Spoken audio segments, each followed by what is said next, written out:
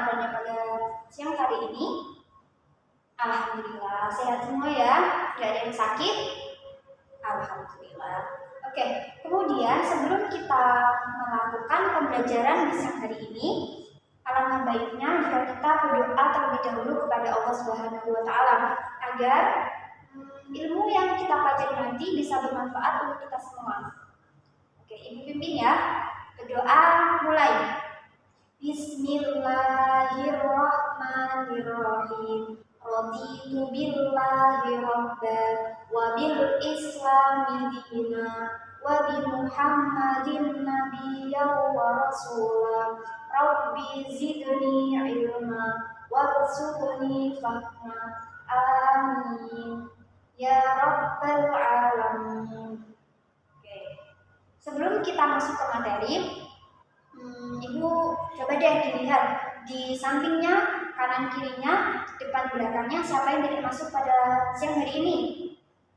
Ayo dilihat dulu temannya, ada yang nggak masuk nggak? Masuk semua? Alhamdulillah. Jadi di sini semua ada 20 siswa ya. Masuk semua? Oke, alhamdulillah. Dijaga terus ya kesehatannya. Oke. Kemudian masih semangat belajar siang hari ini? Semangat? Bener ya, semangat ya. Oke, sebelumnya Ibu mau mengajak kalian mereview materi kemarin. Ayo, kita membahas tentang apa kemarin? Coba diingat siapa yang masih ingat? Iya betul, ketentuan zakat dan macam-macam zakat. Kemudian zakat. Apa pengertian zakat? Ya, harta tertentu, harta yang dikeluarkan oleh orang muslim. Ya betul, kepada golongan tertentu. Golongan tertentu itu apa sih? Mustahik. Ada berapa golongan tertentu yang dianjurkan oleh Islam? Ada berapa? Ya, ada 8. Yang pertama yaitu fakir. Yang kedua, miskin. Yang ketiga, amil. Yang keempat, mu'alaf. Yang kelima, gharib. Yang keenam, riqab. Yang ketujuh, sabilillah. Dan yang terakhir adalah apa? Ibnu sabil. Oke, kemudian ada golongan lagi yang tidak boleh menerima zakat. Ayo, siapa yang tidak boleh menerima zakat? Betul, orang kaya. Orang kaya itu tidak boleh menerima zakat ya. Kemudian selanjutnya kita membahas tentang macam-macam zakat. Ada berapa sih zakat itu kemarin? Ada 2, yaitu zakat fitrah dan zakat mal. Kemudian kita pada siang hari ini akan membahas tentang ketentuan puasa. Ya, coba dibuka bukunya halaman 51 ya. Dibuka semua. Nah, ini momennya tepat banget ya. Kan kita 1 bulan lagi akan melaksanakan ibadah puasa. Jadi materi yang Ibu sampaikan ini harus disimak dengan benar-benar. Iya, karena kan bisa bermanfaat untuk kita semua nanti untuk menjalankan puasa ke depan. Oke. Kemudian coba amati gambar yang ada di buku kalian masing-masing. Apa ayo? Pertama, betul, ada anak yang menunggu berbuka puasa. Anak kecil ini menunggu buka puasa, jadi dia sudah masih kecil udah latihan puasa. Kemudian gambar yang kedua adalah apa? Kurma. Ya. Kurma ini kan identik dengan bulan puasa ya. Makanan disunahkan untuk berbuka puasa gitu. Oke, selanjutnya kita akan membahas tentang pengertian puasa. Sebelumnya pasti kalian sudah mengerti ya apa arti puasa itu. Jadi di sini di buku kalian coba disimak ada 2 pengertian, yaitu secara bahasa dan secara istilah. Nah, secara bahasa itu siam atau saum yang artinya menahan atau mencegah. Jadi puasa itu intinya menahan dan mencegah. Apa saja sih yang dicegah atau yang ditahan? Nah, ini secara istilah puasa yaitu menahan diri dari segala sesuatu yang membatalkan puasa sejak terbit fajar hingga terbenam matahari, disertai dengan niat dan syarat rukun karena Allah Subhanahu wa Ta'ala. Jadi puasa itu kita harus menahan diri dari segala sesuatu yang membatalkan. Apa saja yang membatalkan? Nanti kita pelajari. Udah paham pengertian kali ini? Udah ya, nggak ada yang ditanyakan? Alhamdulillah. Kemudian selanjutnya yaitu dalil tentang puasa. Terdapat pada Quran surat Al-Baqarah ayat 187. Dibaca bareng-bareng ya. A'udzu billahi minasyaitonir rajim. Bismillahirrahmanirrahim. Wa kulu washrabu hatta yatabayyana lakumul haydul abyadu minal haydil aswadi minal fajr. Yang artinya apa? Dibaca ayo artinya. Ya, dan makan minumlah hingga terang bagimu benang putih dari benang hitam, yaitu fajar. Selanjutnya yaitu tentang syarat puasa. Nah, coba diperhatikan di buku kalian ada berapa syaratnya? Ada 2, yaitu syarat wajib puasa dan syarat sah puasa. Jadi kalian nanti kalau mau puasa harus memenuhi syarat-syarat ini ya. Yang pertama syarat wajib puasa, yang pertama Islam, jadi harus Islam kalau mau puasa Islam. Ya, orang puasa kan harus Islam. Yang kedua yaitu balik. Yang ketiga berakal sehat. Kalau orang gila gimana Bu? Orang gila boleh nggak puasa, tapi kebanyakan jadi tapi syarat wajib puasa di sini yaitu harus berakal sehat. Kemudian yang keempat mampu atau kuat melaksanakannya. Yang terakhir adalah suci dari haid dan nifas. Nah, untuk syarat yang terakhir ini adalah khusus bagi kaum wanita. Kemudian yang kedua yaitu syarat sah puasa. Syarat sah puasa ada berapa sih? Ada berapa teman-teman? Ada 4 ya. Yang pertama apa? Ya betul, yang pertama Islam. Yang kedua mumayyiz. Mumayyiz itu apa sih? Bisa membedakan yang baik dan yang buruk. Kalian semua udah mumayyiz kan? Udah, jadi harus wajib puasa ya. Siapa yang puasanya masih males-malesan, ayo. Gak ada? Alhamdulillah, bener ya, gak boleh bohong. Oke, yang ketiga, syarat sah puasa yang ketiga yaitu suci dari haid dan nifas. Jadi mbak nih kalau haid boleh nggak puasa. Yang terakhir yaitu berpuasa bukan pada hari-hari yang diharamkan. Apa saja sih hari-hari yang diharamkan dalam Islam itu untuk berpuasa? Ada? Iya betul. Ketika hari raya Idul Fitri atau Idul Adha kita tidak boleh berpuasa. Kemudian hari apa? Hari Tasyrik. Betul, hari Tasyrik. Hari Tasyrik itu tanggal berapa? 11, 12, 13. Kemudian dilanjutkan rukun puasa. Di sini rukun puasa ada 2. Betul. Yang pertama yaitu niat, yaitu menyengaja untuk berpuasa. Jadi kita itu harus berniat. Niat puasa yaitu adanya kesengajaan di dalam hati untuk menjalankan puasa semata-mata mengharap ridha Allah Subhanahu wa Ta'ala. Jadi kalau kita mau puasa itu berharap niatnya harus karena Allah semata, tidak karena orang tua, tidak karena mau puasa biar dibilang alim, biar dibilang keren, tidak boleh. Jadi puasa itu niat kita harus semata-mata karena Allah. Kemudian ibadah puasa tanpa adanya niat maka tidak bisa dikatakan sebagai puasa. Untuk puasa wajib maka kita harus berniat sebelum terbit fajar. Kalau puasa sunnah kita boleh niat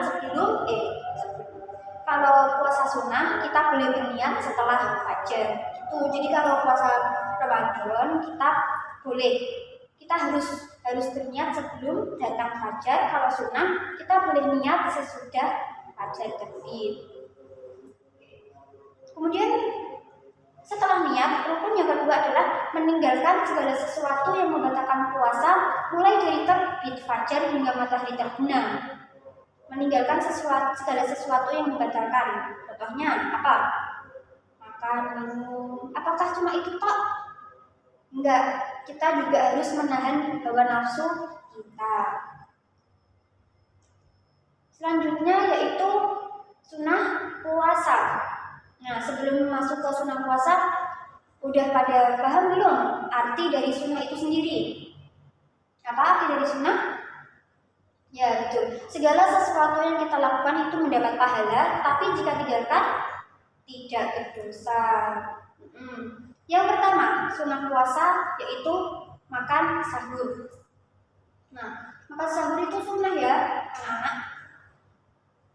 Tapi kalian pasti makan sahur terus kan, biar untuk tenaga satu hari ke depan gitu. Jadi makan sahur itu disunahkan. Jadi kalau kalian makan sahur itu mendapat pahala dari Allah. Yang kedua yaitu mengakhirkan makan sahur. Makan sahur sebaiknya dilakukan di akhir waktu sebelum fajar. Jadi kalau makan sahur itu kalau bisa di akhir-akhir waktu, jangan di awal-awal waktu, itu lebih utama. Yang ketiga yaitu menyegerakan berbuka puasa. Kalau sahur itu disuruh mengakhirkan, tapi kalau buka puasa kita harus malah disuruh mengawali. Terus yang keempat, membaca doa ketika berpuasa. Membaca doa ini mungkin niat ya. Kita harus berniat ketika berpuasa.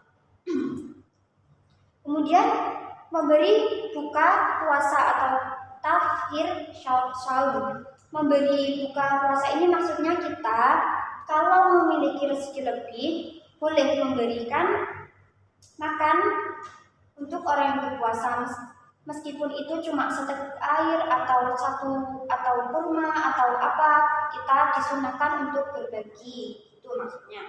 Kemudian meninggalkan hal-hal yang akan menghilangkan nilai puasa seperti dusta, menggunjing, adu domba, berbicara sia-sia. Berbicara sia-sia ini berbicara yang tidak bermanfaat ya, dan berbicara jorok serta larangan-larangan Islam lainnya, sehingga terbentuk ketakwaan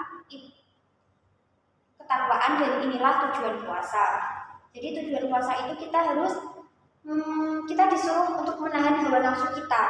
Tuh.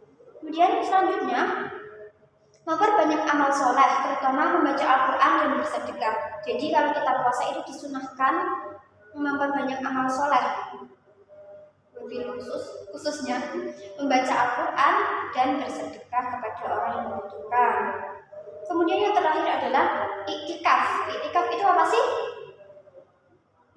Betul, iktikaf adalah berdiam diri di masjid, tapi berdiam dirinya itu nggak cuma diam toh, tapi berzikir kepada Allah Subhanahu wa Ta'ala. Di sini ada yang ditanyakan? Belum? Oke. Kemudian materi selanjutnya adalah hal-hal yang dimakruhkan ketika puasa. Hal-hal yang dimakruhkan ketika berpuasa. Yang pertama adalah berkumur-kumur yang berlebihan. Nah, itu dimakruhkan.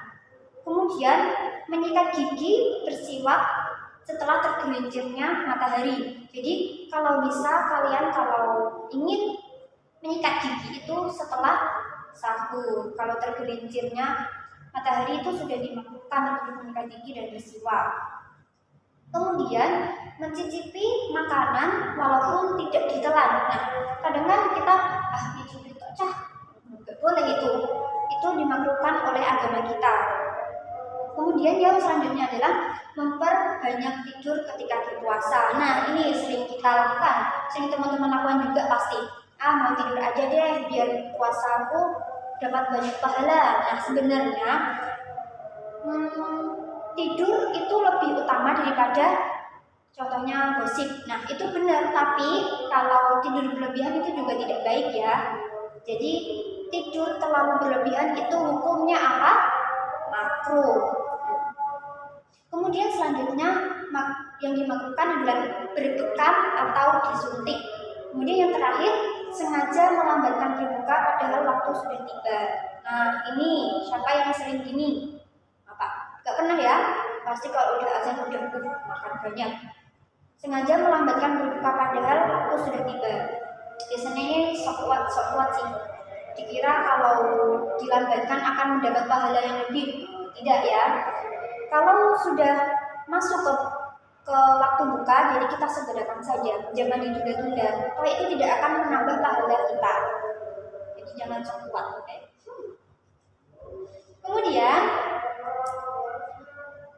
hal-hal yang membatalkan puasa. Nah, ini perlu kalian garis bawahi atau perlu dicatat mungkin atau diingat-ingat. Kalau kalian bisa ingat lama, boleh. Yang pertama, tentunya makan dan minum dengan disengaja. Nah, yang pertama ini pasti batal ya, karena kan disengaja. Kalau nggak sengaja gimana Bu? Kalau nggak sengaja juga nggak apa-apa, tapi jangan terus-terusan nggak sengaja. Kemudian yang kedua adalah murtad atau keluar dari agama Islam. Itu juga membatalkan puasa. Yang ketiga adalah muntah dengan sengaja. Nah, kalau muntah dengan sengaja itu membatalkan puasa. Ya, yang keempat yaitu bersetubuh atau melakukan hubungan suami istri pada siang hari. Nah, ini juga membatalkan puasa ya. Jadi kalau ada yang tanya, kalau mungkin ada tanya bisa kalian jawab. Berdosa deh, membatalkan puasa yang bersetubuh itu gitu ya. Kemudian keluar darah haid dan nifas. Nah, itu juga membatalkan puasa. Kemudian keluar air mani yang disengaja, dan keluar air mani ini khusus untuk cowok. Kemudian ya, hal-hal yang membatalkan puasa itu merubah niat puasa. Kemudian yang terakhir, hilang akal karena mabuk, pingsan atau gila. Nah, itu juga membatalkan puasa kita. Mungkin dari sini ada yang ingin ditanyakan? Udah paham semua? Alhamdulillah. Oke. Kalau gitu, sekarang Ibu minta kalian untuk membuat kelompok deh. Ini kan 20. Buat kelompok 4, jadi 5-5. Berhitung ya, 1 sampai 5. Nanti yang 1 berkumpul dengan 1, yang 2 berkumpul dengan 2, dan seterusnya. Nanti Ibu akan kasih materi untuk kalian diskusikan, dan minggu depan akan kita bahas bareng-bareng. Paham? Oke, sekarang udah dibuat? Oh, udah. Oke, nanti Ibu akan akan sampaikan materinya. Nanti kalian diskusikan bersama teman-teman, dan minggu depan kita bahas. Selanjutnya, mungkin cukup ya dari Ibu. Ada yang ditanyakan? Enggak, udah paham semua ya? Oke, alhamdulillah. Ibu tutup sekarang? Boleh? Boleh. Cukup sekian dari Ibu, kurang lebihnya mohon maaf yang sebesar-besarnya. Wassalamualaikum warahmatullahi wabarakatuh.